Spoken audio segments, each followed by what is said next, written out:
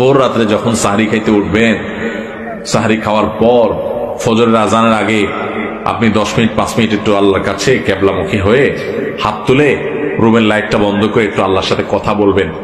মানুষের সাথে বহুত কথা বলছেন, আল্লাহর সাথে একটু কথা বলে দেখেন।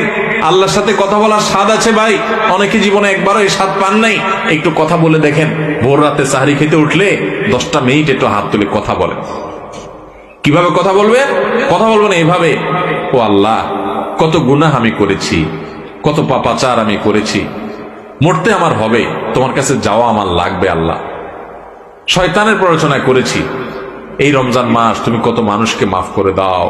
নবী করিম সাল্লাল্লাহু আলাইহি ওয়াসাল্লাম বলেছেন, ওয়ালিল্লাহি উতাকাউ মিনান নার ওয়া যালিকা ফি কুল্লি লাইলা। রমজানের প্রত্যেক রাতে আল্লাহ তাআলা অনেক মানুষকে সাধারণ ক্ষমা ঘোষণা করে দেন, যে যাও অমুক অমুক অমুক